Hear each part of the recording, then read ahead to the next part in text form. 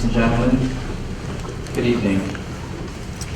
My name is Matt Ellison, and I serve as the Director of Academic Programming for the Georgetown International Relations Club. I have the remarkable privilege of introducing our guest of honor this evening, His Majesty Cyrus Reza Pahlavi, Shah of Iran. The eldest son of the late Mohammad Reza Shah Pahlavi and Empress Farah Pahlavi, His Majesty left Iran at age 17 for flight training with the U.S. Air Force.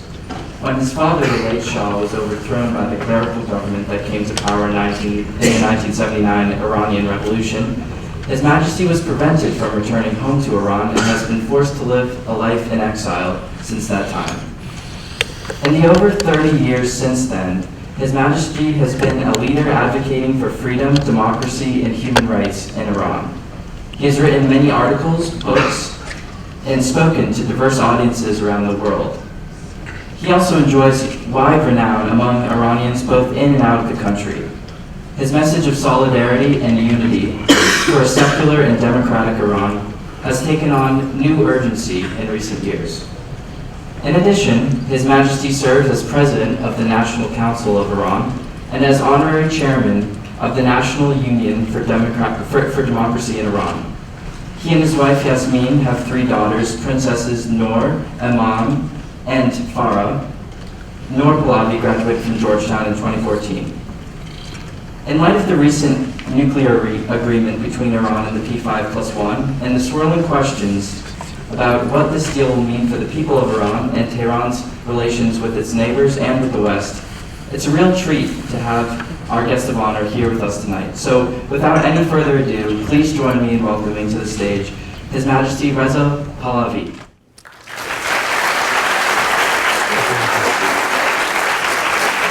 Thank you, Matthew. Thank you very much, ladies and gentlemen. Good evening.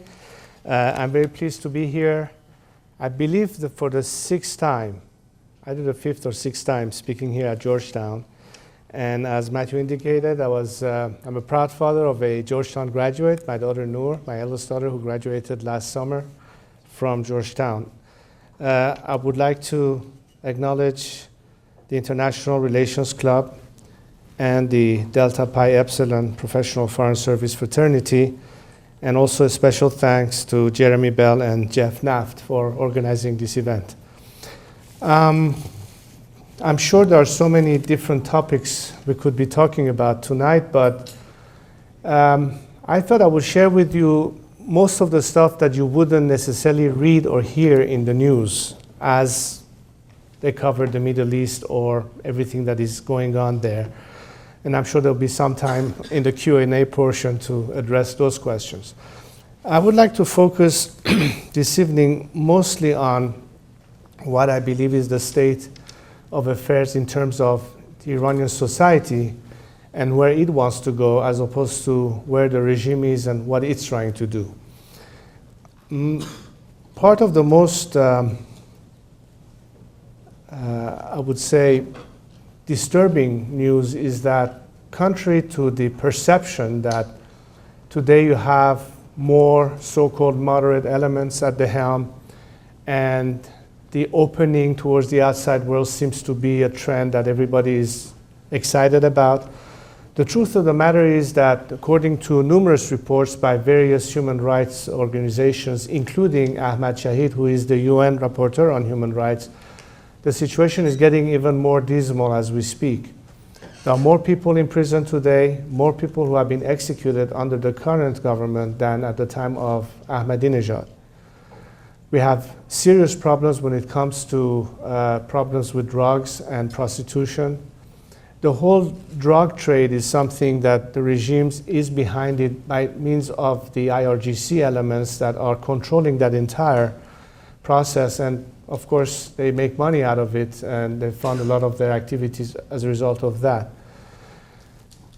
The state of the economy is not good at all, despite the fact that there have been promises of trying to reform things, and with the sanctions lifted, see a difference, but most of the money will not end up in people's hand, as we suspect is probably going to continue financing the regime's war machine and its avant-gardes in the Middle East, whether it is Hezbollah or whether it is the Syrian regime and what have you.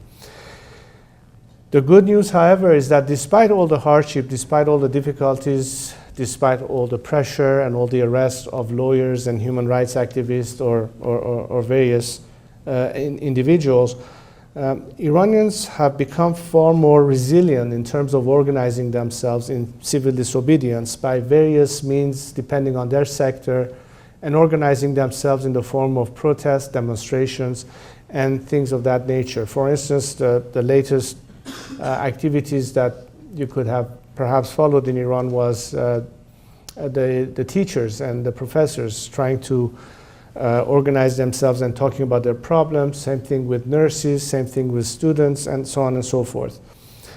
What I'm trying to drive at is that if change is to occur in Iran, it has to occur by means of civil disobedience and nonviolence. I always believe that that's what I've been professing. And my position has been throughout all these years to encourage a change by means of the Iranian people themselves. In other words, not by means of foreign intervention or any change of that nature, but by finding a solution into how can one solve a problem that is win-win, both for the outside world looking in and for the Iranian people themselves. Because until now, everything that we've seen has been mostly lose-lose. There's been prospect of either cutting a bad deal with the regime, or there's been prospect of if there's no deal, then we have to talk about military conflict. Whereas the most obvious answers that has been neglected for the past 36 years has been the Iranian people themselves. Let me put it this way. In all these years that I've been active, it will be, in fact, this weekend, my 55th birthday, so I've been doing this for the past 35 years. And in these 35 years, what I can tell you is that until now, if there has been any dialogue between foreign governments and Iran, it has been mostly limited to the regime and its representative. There has yet to be any official line of dialogue with any foreign government, particularly Western democratic government, with a secular democratic opposition, whether at home or abroad. And I find this a bit strange. If people are trying to get answers to how can we resolve the problem, why aren't you asking the question from the people who are the most relevant and have the most to say about in what way they could benefit? I'm sure some of you are aware that there are various broadcasting services that broadcast Farsi programming into Iran, such as, for instance, Voice of America or the BBC. Well, speaking of America as an example, over the years I've talked to many congressmen, senators, people in government, and I have yet to see a single member of the US government, for instance, to go to one of those studios, pick up a headphone, sit behind a microphone, and take a live random call from an individual from inside Iran and ask them what they think about the situation. I haven't seen that happen. And I find it very strange that when you're talking about a country and we're talking about 80 million people, the only thing that has been the instrument of telling you what the position is has been what the regime wanted you to know or what the regime wants you to hear. It is important, if you try to really understand the problematics of a region, let alone a country, to have a much better and more profound dialogue with the true representative of that country. History is full of examples where government had to deal with rogue regimes or totalitarian systems. There's nothing new to it. The Cold War was an era where we were faced with this constantly. And in fact, it was not until some of the dissidents managed to break through and gain access to the Western world, or better yet, the Western world had more exposure and had more access to them, that things began to change.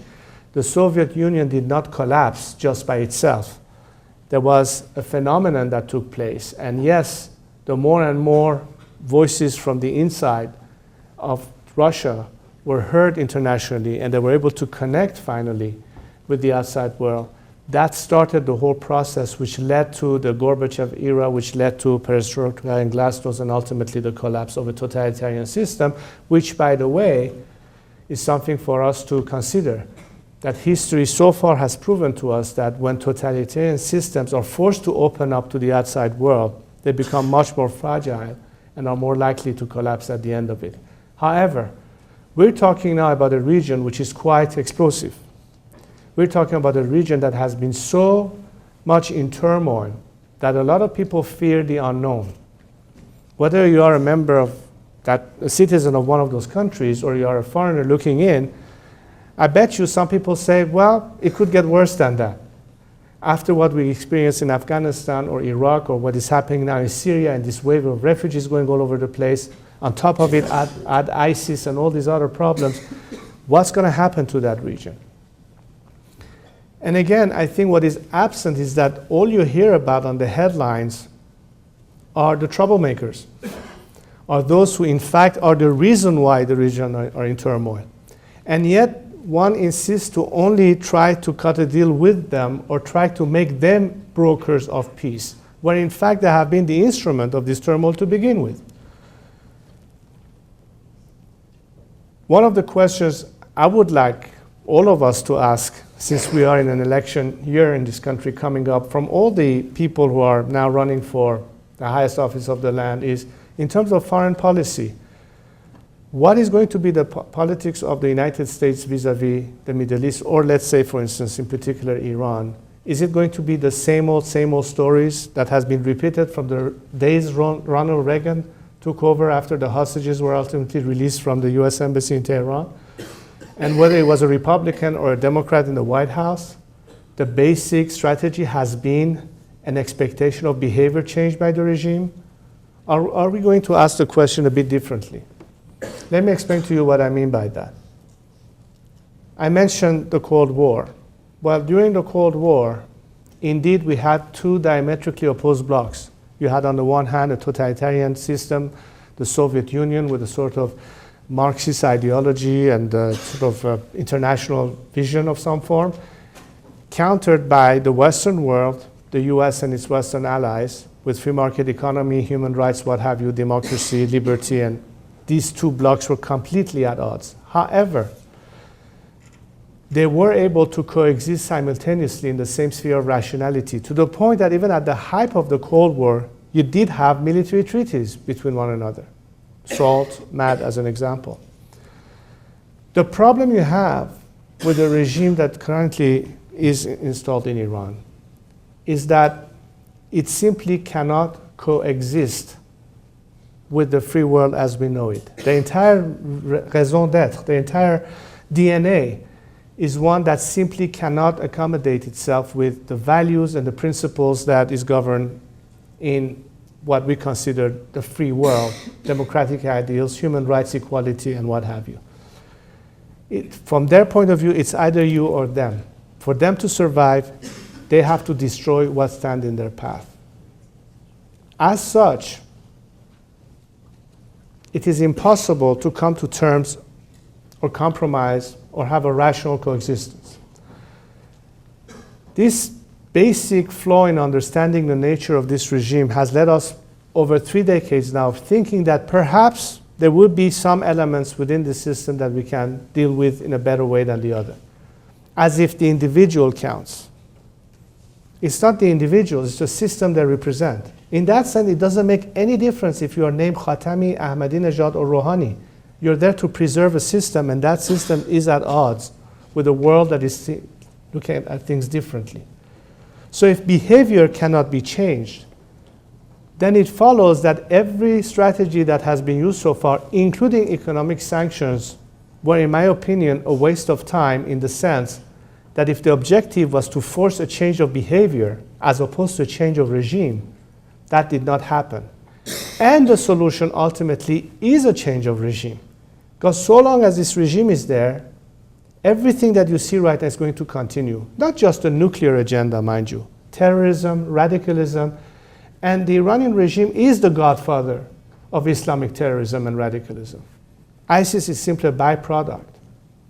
And to think that ISIS and the Islamic Republic won't see more eye to eye with their common viewpoints against the West than having one pitted against the other as a potential ally is another, in my opinion, serious mistake that may be now contemplated by some people in the corridors of diplomacy. And as a final note, I wanted to spend more time in the Q&A, so I'm keeping it as concise as possible. I've heard throughout these years people talking about, is this a war of civilizations? Or maybe it's a war of religions. I actually believe that it's none of the two. It's something else, however. It's a war between values. We are living a world where some people choose to believe in a way that counters the values that most of us believe. What are these values? Liberty, equality, non-discrimination of any form against an ethnicity, religious ideology, sexual orientation, male, female, what have you, as opposed to people who have a completely different set of values.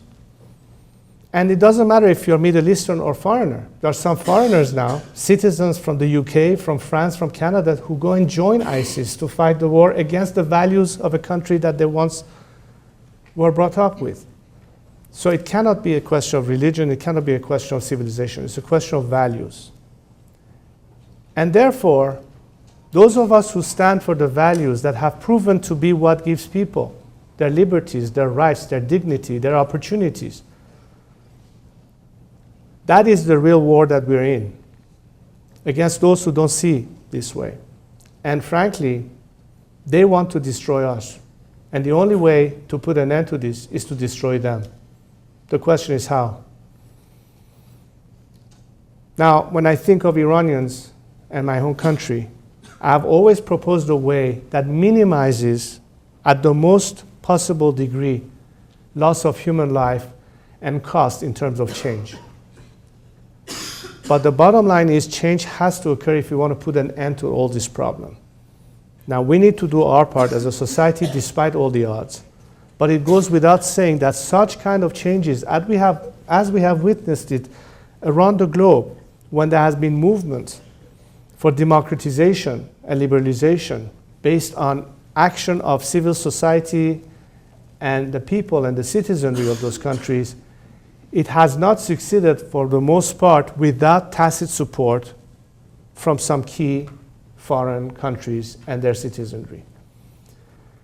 So I would like to simply end by saying this. When you look at this entire equation, when you look at the news and the topics that are being discussed, when you look at all the maneuverings that are going on, whether it is from Russia's point, whether it is the Syrian government, whether it is your own government here, don't forget one thing. At the end of the day, it's the people that will stand to benefit or suffer from the consequences of what is done. And I think it's time that the people of the region are brought to the forefront, that there's a better effort at trying to find ways to have a more direct dialogue with them, bypassing all those filters that keeps you from knowing really what is going on and what the people there really want.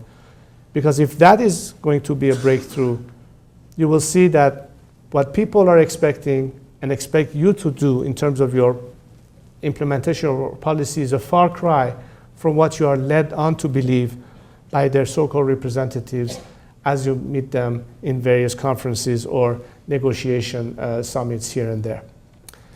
With this in mind, let me close here and open up for Q&As. Anything goes, so thank you very much for this opportunity.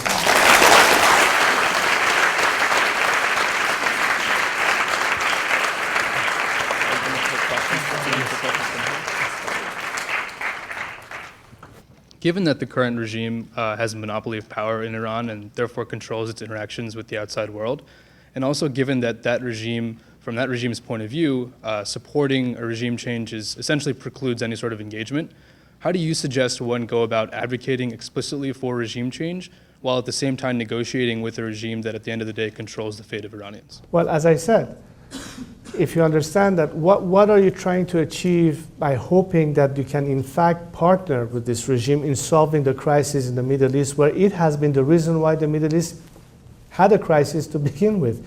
The Middle East was doing fairly well at the time.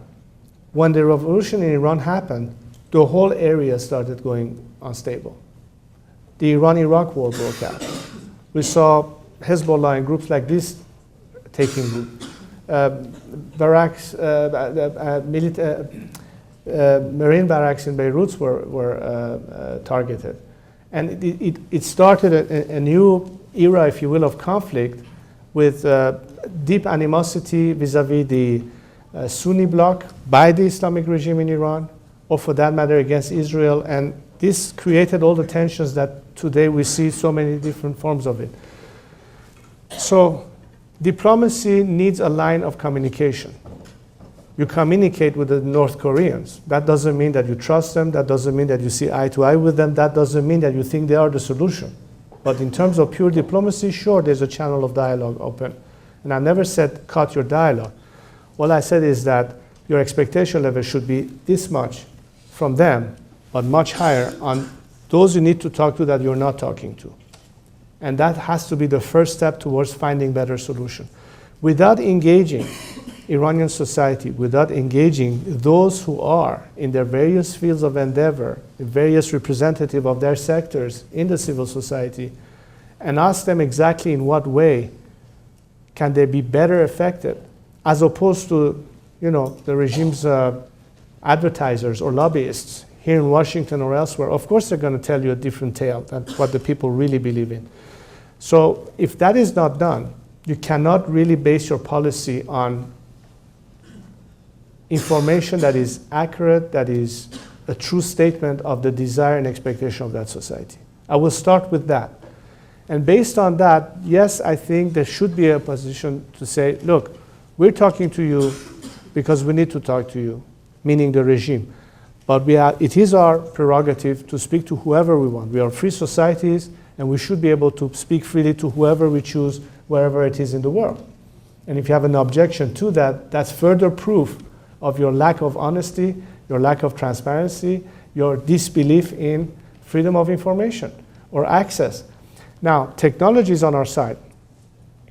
When I started, we barely had a fax machine.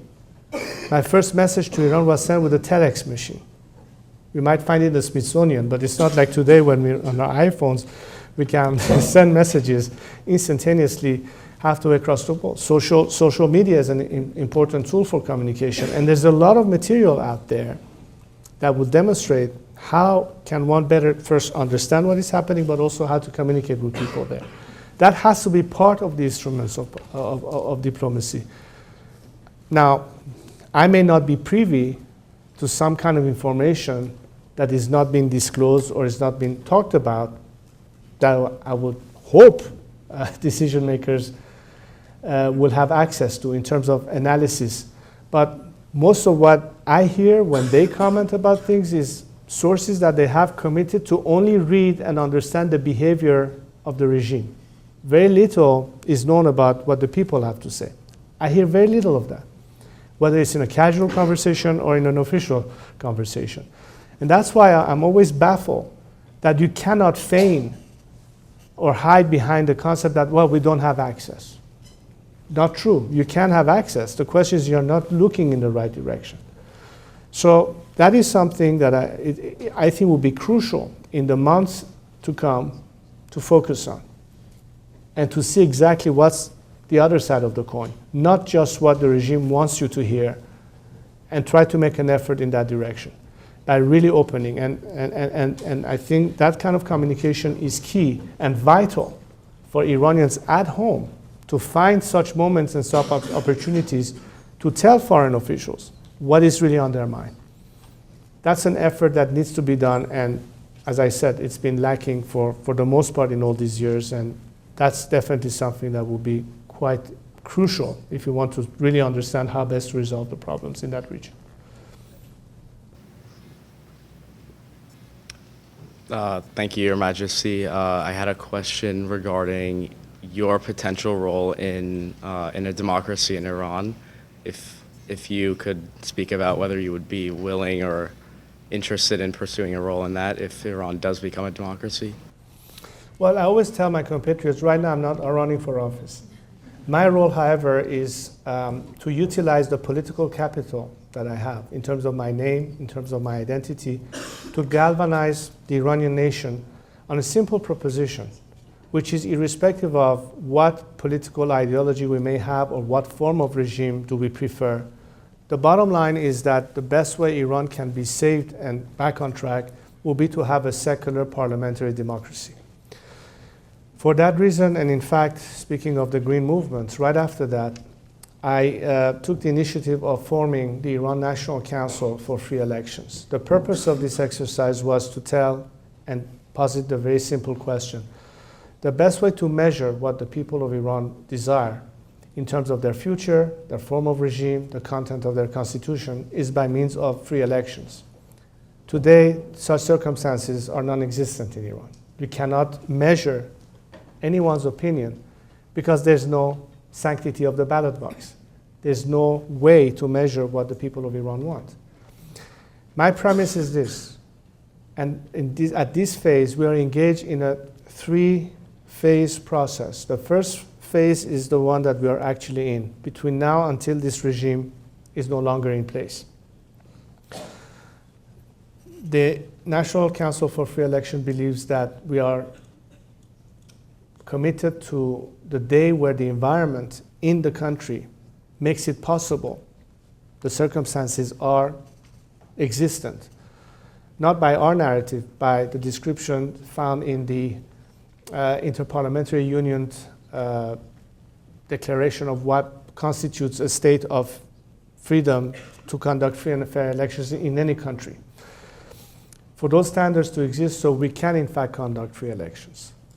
During a transition phase, and perhaps this is an area where my help might be required, and I'm offering it to my fellow compatriots, is there's going to be an interim period where there have to be a temporary government that manages the affairs of the country to do two things: to maintain order in the country, but also to work towards the election of the Constituent Assembly, which will draft the new constitution, and at the end of all the debates, offer to the Iranian nation